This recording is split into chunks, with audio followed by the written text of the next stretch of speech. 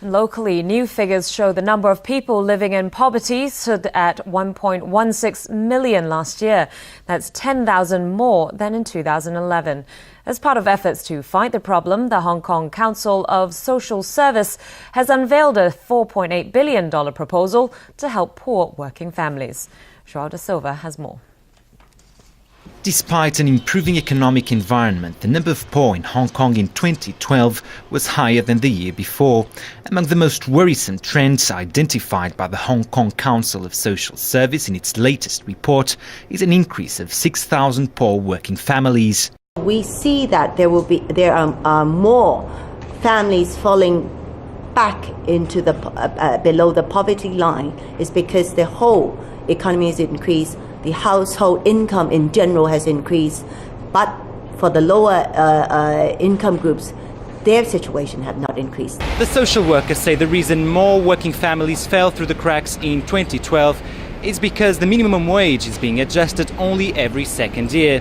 This means that those working families that benefited from its introduction in 2011 fell back into poverty in 2012 due to inflation. And while there was a slight decline in the poverty rate among the elderly, that change is the result of an increase in the overall population. In fact, the number of those 65 years old or above living in poverty increased by 10,000. According to social workers, their situation remains the most serious among all age groups because of the lack of a universal pension system.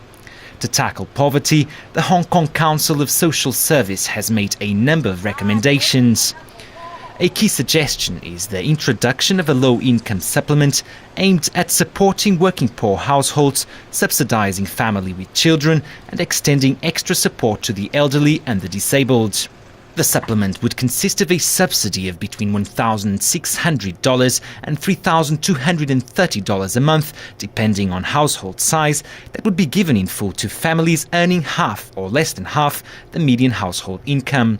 Those households earning more than half the median income but less than 70% would only receive an adjusted portion of that amount.